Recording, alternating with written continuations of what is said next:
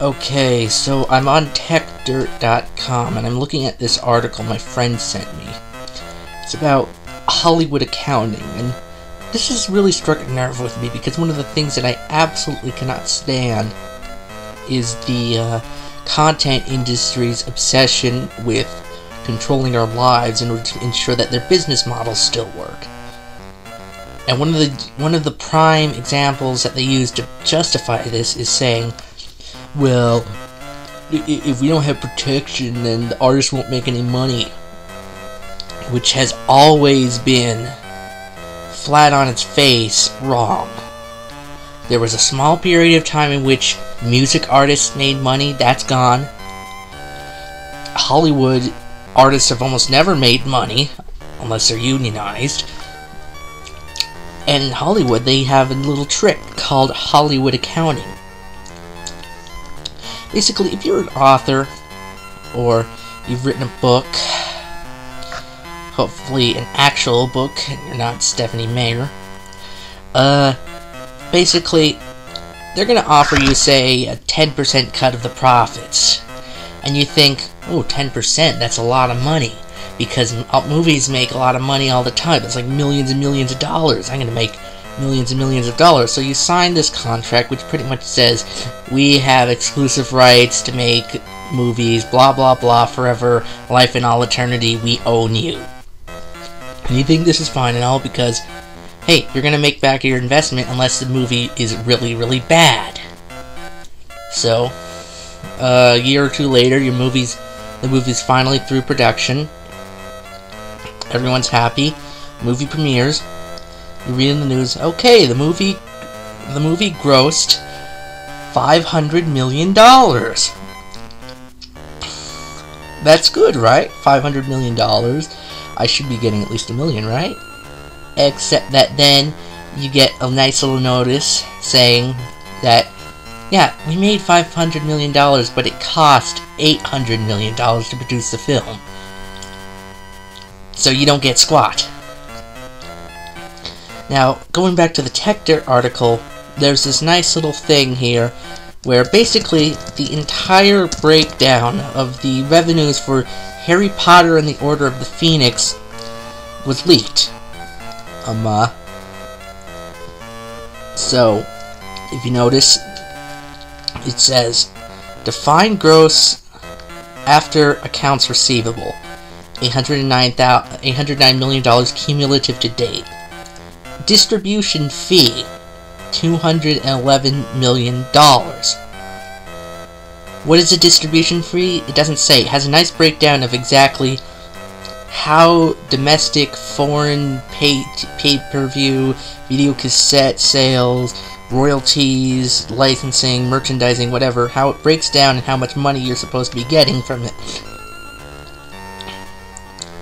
So, you figure, okay, these seems like adequate fees, and then they take this $200 million out of that. But hey, it says you still have about $400 million, right? Then you scroll down to the expenses. Prints, preprint, dubbing, subtitles, editing, advertising, publicity, taxes, duties, customs, fees, trade associations, freight, cartage, handling, insurance, checking collection costs, guild union residual payments, total expenses $191, or $199 million. Okay, so define gross after distribution fee and expenses, it's still $200 million. Okay, I'm still gonna get my $20 million, right? Assuming you got a 10% cut. Investment and other. Negative cost and or advance. $315 million. Right there. They just took out more money than they were going to give you for something called negative cost and or advance.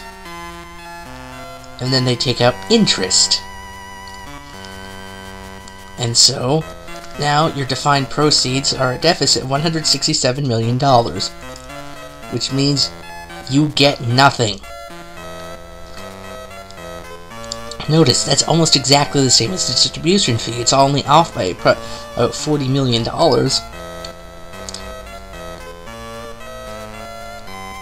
So, how do they get away with this? Obviously, this looks like a bunch of big charges that they're incurring on your stuff, and this distribution fee. Why would a studio charge a distribution fee on its own films, considering that it probably has relationships with a good distributor or owns one? I'm not sure which. Well, in Hollywood, when they set up a new film, they're also going to set up a number of shell corporations, or at least one film corporation, and that's supposed to be the corporation that's actually making the movie. And then they charge huge fees to this film corporation, such that it would be almost impossible for this corporation to actually earn money from the film to pay it back. And that's where that distribution fee comes in, that $200 million.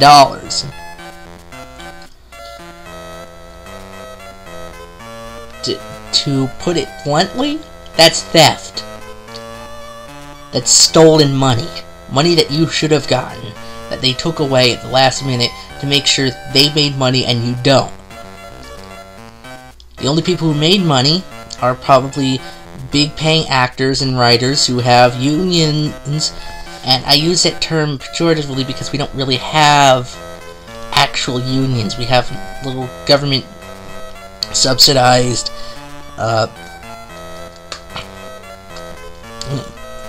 organizations that get help from the government, but they're not really unions. They don't represent all workers. They represent a tiny subset of one sector that has benefits because it's an intellectual monopoly-based system.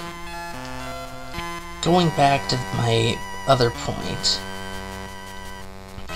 how can they say, after using this system to completely rip off any author who's not already in the Screen Actors Guild or what have you, how can they say that that copyright benefits authors?